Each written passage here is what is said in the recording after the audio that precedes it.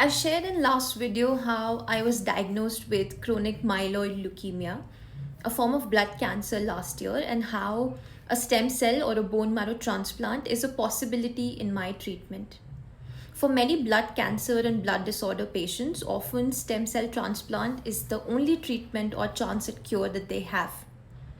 But the problem arises in finding the donors.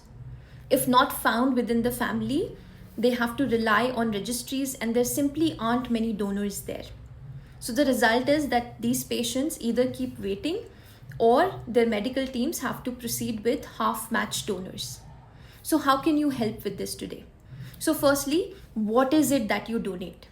In a stem cell donation, you are actually donating your stem cells, which are the blood producing cells in your blood. The whole process looks a lot like a platelet donation. So you're hooked to a machine for a few hours.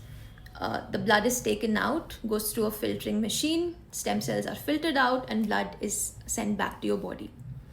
So, of course, the process could be discomforting in the moment, just like other blood donations and platelet donations. However, there have been long-term studies that there are no long-term adverse impact on your health as a donor. Second, how can you register with these registries? So there are a couple of big registries. I would link them below. DKMS India and Datri being the two of them.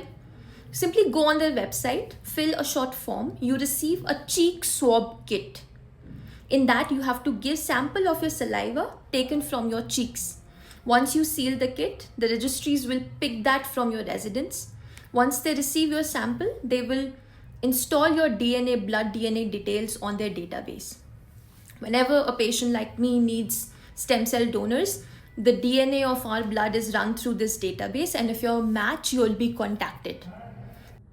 Thirdly, what to do when you're contacted?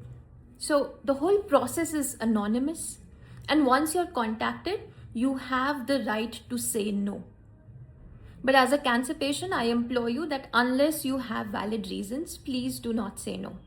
But of course, if you have valid reasons, you have the right to say no. And lastly, how can you help? So firstly, of course, study about it, research about it, talk to your peers, your doctors about it. Please clear your doubts. If there are any apprehensions about your own health that you have in such a donation, please clear them out with your doctor. And register today, encourage your peers to register today, and please donate when called upon to do so. Thank you.